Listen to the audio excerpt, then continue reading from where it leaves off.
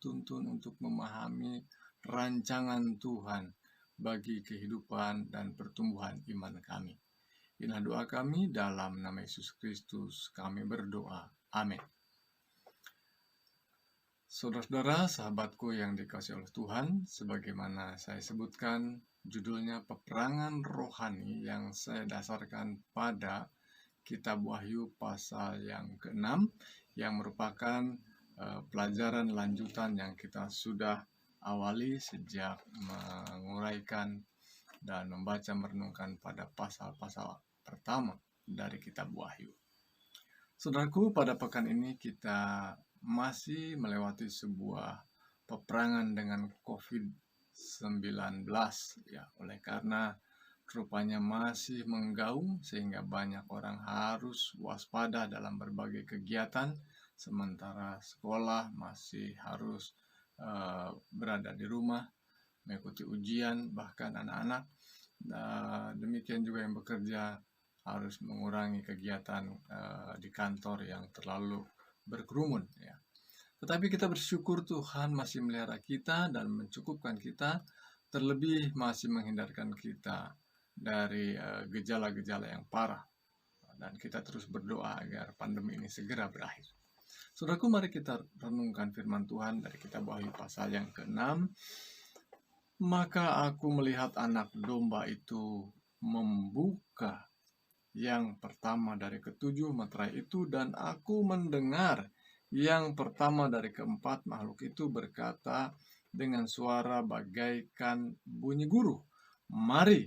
Dan aku melihat sesungguhnya ada seekor kuda putih dan orang yang menungganginya memegang sebuah panah dan kepadanya dikaruniakan sebuah mahkota. Lalu ia maju sebagai pemenang untuk merebut kemenangan. Saudara-saudaraku, berbicara tentang meterai yang disebut dengan 7 meterai. Kita sedang berbicara tentang kronologis peristiwa-peristiwa sebagaimana kita sudah belajar 7 sidang, dan nanti juga kita akan belajar tentang 7 meterai. Ini adalah gambaran daripada peristiwa-peristiwa yang secara urutan waktu atau kronologis itu adalah peristiwa-peristiwa yang bersamaan ya. Jadi ketika kita belajar sekarang melanjutkan ke 7 meterai, maka kita sedang belajar mengulang kembali peristiwa-peristiwa yang sudah terjadi pada umat-umat Tuhan dan masih berlangsung hingga sampai sekarang. Jadi saudaraku sekalian, kita sudah memiliki gambaran sebelumnya karena kita sudah belajar dari pelajaran tentang ke-7 sidang.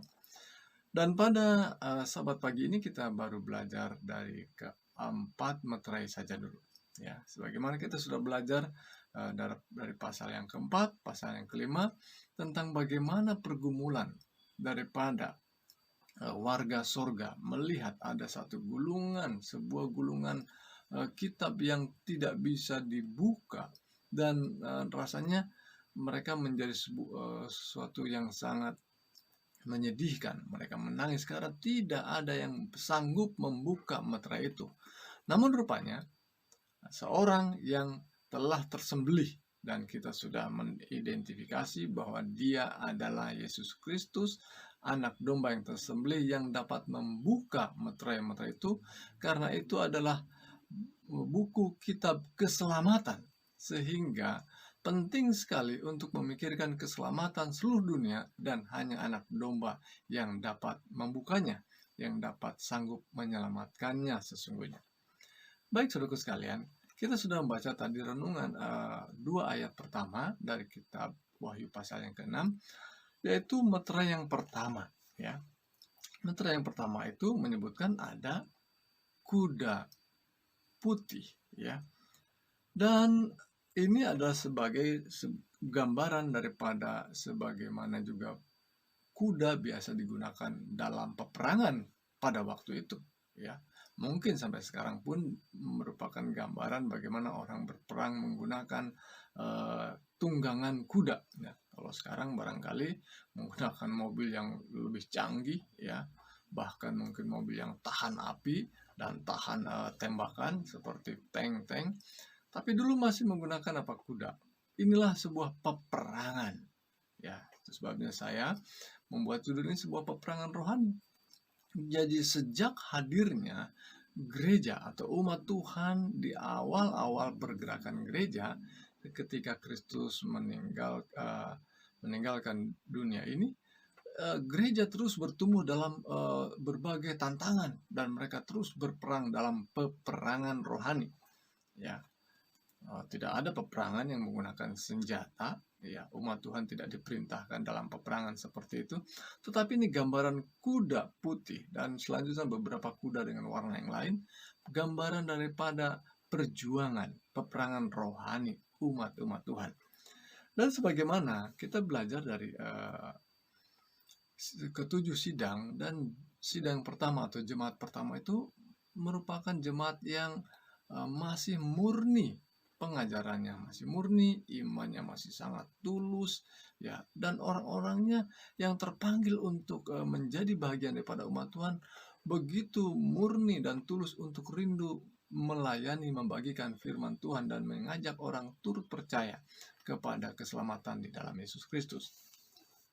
Dan gambaran itu disebutkan dalam kitab Wahyu pasal 6 dan ayat 1 dan 2 ini adalah gambaran daripada kemurnian mereka, ya. Dan penunggangnya disebutkan seperti membawa sebuah panah, ya. Kalau dalam terjemahan lain menggunakan busur, ya, karena tentunya ya kata yang digunakan sebetulnya bahasa aslinya merujuk pada busur, karena panah tentunya ada kaitannya dengan busur dan biasanya yang dibawa-bawa adalah busur dan anak panahnya di sarungnya, ya. Nah, ini melambangkan bahwa memang sedang dalam peperangan rohani terus, dan dia adalah penunggang kuda yang mengalami kemenangan. Ia maju sebagai pemenang untuk merebut kemenangan. Karena memang di awal pelayanan dan pergerakan gereja mula-mula kelihatannya pergerakan yang luar biasa. Ada banyak jiwa-jiwa dimenangkan. Kelihatannya ada banyak tantangan juga, tidak mudah, tetapi dilewati dengan banyak keajaiban dan mukjizat dari Tuhan. Dan itu adalah kemenangan iman mereka. Semakin banyak tantangan, semakin terus bertumbuh mereka di dalam iman. Sungguh luar biasa gambaran daripada jemaat yang mula-mula yang digambarkan oleh meterai yang pertama ini. Saudaraku sekalian, meterai yang pertama, ya, yang digambarkan dengan kuda putih dan penunggangnya adalah penunggang kuda yang membawa busur panah dan kemudian mengalami kemenangan. Saya kira dalam perjalanan iman kita, saya rindu bahwa aplikasinya kepada pribadi-pribadi kita, agar kita boleh melihat bahwa hidup kita tidak ubahnya seperti perkembangan atau pertumbuhan jemaat tadi. Boleh jadi, saudaraku sekalian, kita pada waktu kita mengenal Tuhan, ketika kita mulai percaya kepada Tuhan, penuh dengan semangat, penuh dengan kemurnian iman kita, dan dengan sungguh-sungguh mau ikut Tuhan, mau melayani Tuhan. Dan saya kira kita harus memelihara pemikiran atau jiwa seperti ini. Saya rindu bahwa saudara yang mungkin juga sudah agak lama, kita tetap memelihara semangat ini, ya, penunggang kuda putih. Baik, saudaraku sekalian, kita maju kepada pekabaran yang selanjutnya, ayat yang ketiga, penunggang kuda yang lain, ya. Dan ketika anak domba itu membuka meterai yang kedua, ya, ini meterai yang kedua, aku mendengar makhluk yang kedua berkata, mari, dan majulah seekor kuda lain, seekor kuda merah padam, dan orang yang menungganginya dikaruniakan kuasa untuk mengambil damai sejahtera dari atas bumi, sehingga mereka saling membunuh, dan kepadanya dikaruniakan sebilah pedang yang besar. Wah, gambaran apa lagi ini, ya? Bahwa ayat-ayat ini menunjukkan lanjutan daripada perkembangan, laju daripada kehidupan gereja. Ya. Digambarkan meterai yang kedua ini ada ditunjukkan seekor kuda yang warnanya merah padam, ya merah, tidak merah menyala, merahnya barangkali digambarkan seperti merah sudah agak merah tua barangkali ya. Nah, ini adalah sebuah gambaran juga peperangan rohani, tetapi peperangan rohani di mana umat Tuhan ya mengalami banyak kemunduran, ya kemunduran oleh karena tantangan-tantangan yang berat. Memang umat Tuhan begitu bersemangat dalam imannya, tetapi rupanya kuasa-kuasa kegelapan terus juga maju memerangi umat Tuhan. Dan apa yang terjadi? Aniaya demi aniaya terjadi, dan mulailah umat-umat Tuhan mundur sebagian. Ya, ada sebagian dengan aniaya dan tekanan menjadi mundur, menjadi lemah. Dan itu yang terjadi, dan bahkan di antara mereka mengalami aniaya sampai kematian, sehingga digambarkan sebagai kekuatan yang bisa membunuh umat-umat Tuhan, dan digambarkan dengan sebilah pedang. Saudaraku sekalian, beberapa di antara kita mungkin mengalami hal yang serupa. Gereja digambarkan pada zaman itu sebagai tadinya jemaat Efesus, kemudian jemaat Smyrna, ya. Ini menggambarkan bahwa orang-orang pada masa berikutnya bisa mengalami hal-hal yang serupa, ya. Bisa mengalami tantangan seperti digambarkan peperangan rohani yang digambarkan dengan kuda merah padam, bisa mengalami tantangan yang serius menghadapi aniaya atau persekusi yang datang dari orang-orang sekitar kita atau pemerintah kita yang digerakkan oleh kuasa kegelapan. Kalau tadi, saudaraku sekalian, gambaran tadi di kuda putih dapat digambarkan secara kronologisnya pada dari tahun-tahun awal sampai tahun 100 ya. Tetapi ini berikutnya adalah dari tahun 100 sampai tahun 300 ya. Inilah meterai yang kedua, saudaraku sekalian. Nah, saudaraku sekalian, memang luar biasa tantangan-tantangan yang dihadapi oleh umat Tuhan. Nah, meterai yang ketiga, mari kita lihat meterai ketiga dalam ayat yang kelima. Dan ketika anak domba itu membuka meterai yang ketiga, aku mendengar makhluk yang ketiga berkata, "Mari." Dan aku melihat sesungguhnya ada seekor kuda hitam, dan orang yang menungganginya memegang sebuah timbangan di tangannya. Dan aku mendengar seperti ada suara di tengah-tengah keempat makhluk itu berkata, "Secupak gandum sedinar dan 3 cupak jelai sedinar. Tetapi janganlah rusakkan minyak dan anggur itu." Demikian meterai yang ketiga. Digambarkan ada kuda yang lain yang digambarkan dalam perjalanan peperangan umat Tuhan ini. Kuda ini warnanya warna hitam. Ya, memang kalau kuda ada kuda putih, ada kuda merah padam barangkali. Ya, pernah saudara melihat, dan ada juga warnanya hitam, ya. Kelihatannya ini gambaran yang lumrah saja, ada warna-warna kuda seperti ini. Namun tentunya sekarang ketika orang menggunakan kuda yang berwarna hitam, apa yang sesungguhnya digambarkan? Saudaraku sekalian, ini adalah sebuah lambang daripada yang tadinya penuh dengan kesucian, sekarang penuh dengan kenajisan, dan ajaran-ajaran sesat atau palsu muncul di tengah-tengah gereja. Ini menjadi sebuah gambaran kegelapan rohani yang terjadi di gereja. Dan perkembangan gereja saat itu dapat dibandingkan dengan perkembangan jemaat atau sidang Pergamus. Dalam aniaya yang terus berlangsung, masih berlangsung juga. Inilah gambaran di mana ada banyak persoalan-persoalan di gereja yang menunjukkan kemunduran gereja, yang sungguh mengerikan. Ajaran-ajaran yang benar, yang suci, yang tulus tadi itu sudah ditinggalkan, sehingga aniaya itu semakin menjadi-jadi. Oleh karena umat Tuhan ketika mengalami aniaya dan tekanan bukan bertumbuh rohaninya, malah semakin mundur. Dan bahkan nanti kita lihat bahwa gereja sendiri menjadi bagian daripada penganiaya, saudaraku sekalian. Tadinya aniaya muncul daripada orang-orang di luar gereja, oleh pemerintah yang digerakkan kuasa kegelapan. Tapi ngerinya berikutnya kita akan lihat bahwa dalam sejarah justru gereja sendiri digerakkan oleh kuasa kegelapan untuk menganiaya orang, saudara sekalian. Walaupun dianggap sebagai orang itu dianggap oleh orang sesat, tapi gereja tidak pernah diperintahkan untuk menganiaya dengan secara fisik dan membuat mereka supaya lebih bertobat. Sungguh ini tidak pernah ada perintah seperti ini. Namun sebaliknya, justru ada orang-orang yang keluar daripada kekuatan besar gereja, dan mereka yang terpelihara dan menjadi bagian umat Tuhan yang teraniaya. Sebaliknya gereja bahkan menjadi penganiaya.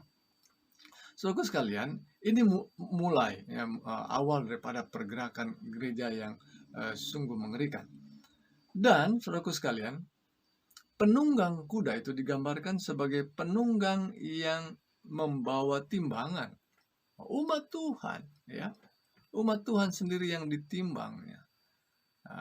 Tuhanlah yang menimbang, ya, kuasa Tuhan yang menimbang kita. Apakah kita ini umat-umat Tuhan yang masih setia atau tidak? Ya, timbangan merupakan gambaran daripada pengadilan Tuhan, penghakiman Tuhan, atau pertimbangan. Ya. Jadi, saudaraku sekalian, ini sebuah gambaran bagaimana gereja sedang ditimbang, dan ada banyak gambar seperti ini, ditimbang dan kedapatan ringan. Wah, berarti ini sesuatu gambaran tentang keburukan daripada kehidupan gereja.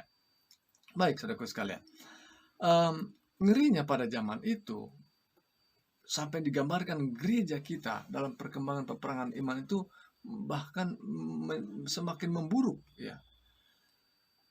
Bahkan gereja bukan lagi mengajarkan kebenaran, bahkan menjadi sesuatu yang mengajarkan ajaran ajaran kesesatan diajarkan. Bagaimana kesucian itu bukan didapat daripada hidup di dalam kebenaran, tetapi dengan membeli barang-barang yang dianggap suci oleh gereja. Barang-barang itu misalnya ada tulang-tulang orang suci dijual, ya. Dan ada juga tengkorak manusia atau tengkorak orang-orang yang dianggap suci itu dijual, saudaraku sekalian. Bahkan orang meminta pengampunan dosa harus membayar, saudaraku sekalian. Ada potongan salib, ada potongan rambut yang dianggap rambut Bunda Maria, juga disebut-sebut sebagai barang-barang yang dianggap suci dan dijual dengan harga mahal. Oh, sungguh mengerikan keadaan saat itu. Begitulah gambaran perjuangan iman itu memasuki masa kegelapan kuda hitam yang di tangannya ada timbangan. Saya lanjutkan dengan cepat pada materai yang keempat, saudaraku sekalian. Saya akan baca. Dan ketika anak domba itu membuka materai yang keempat, aku mendengar suara makhluk yang keempat berkata, "Mari." Dan aku melihat sesungguhnya ada seekor kuda hijau kuning, dan orang yang menungganginya bernama Maut, dan kerajaan maut mengikutinya. Dan kepada mereka diberi kuasa atau atas seperempat dari bumi untuk membunuh dengan pedang dan dengan kelaparan dan sampar dan dengan binatang-binatang buas yang ada di bumi. Saudaraku yang dikasihi oleh Tuhan, sungguh keadaan sekarang jauh lebih mengerikan.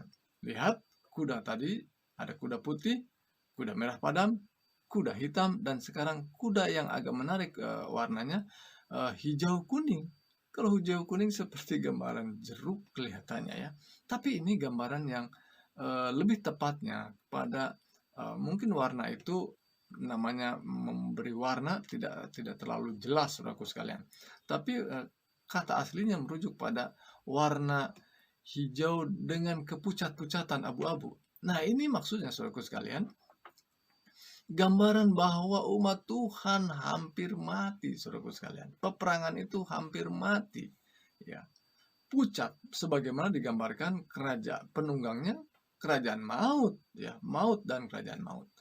Dan saudara-saudara, ini sebuah tantangan yang jauh lebih mengerikan, peristiwa-peristiwa yang sangat mengerikan. Jadi gambaran dari jemaat yang dibahas dalam ketujuh jemaat sudah memasuki jemaat Tiatira, ini adalah satu kondisi rohani dengan kondisi lingkungan atau pemerintahan politik yang semakin menekan dan menyebabkan umat Tuhan semakin menderita.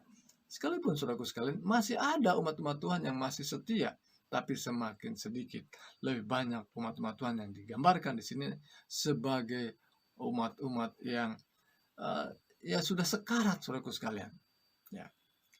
Baik, digambarkan, disebutkan ayat tadi bahwa mereka ya diberi kuasa atas seperempat dari bumi untuk membunuh dengan pedang, kuasa kelaparan dan sampar. Ya.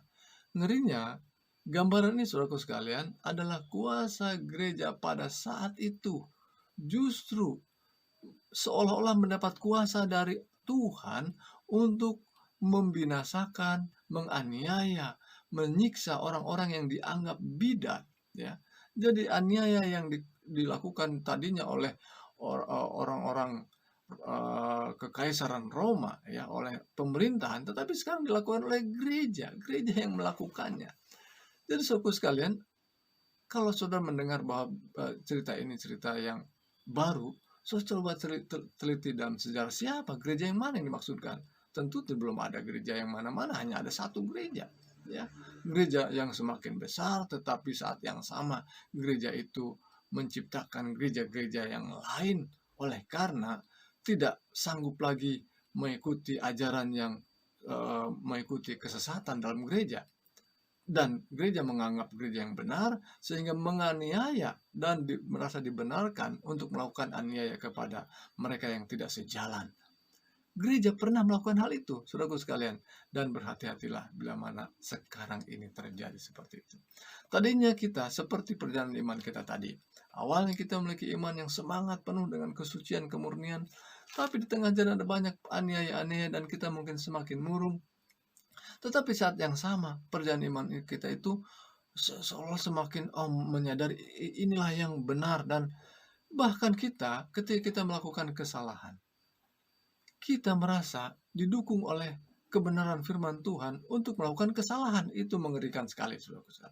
Dan ada banyak sahabat-sahabat saya tersesat dalam pemikiran hal ini, sedang melakukan kekeliruan, kesalahan, kesesatan, tetapi seolah-olah dibisikkan oleh Roh Kudus untuk melakukannya.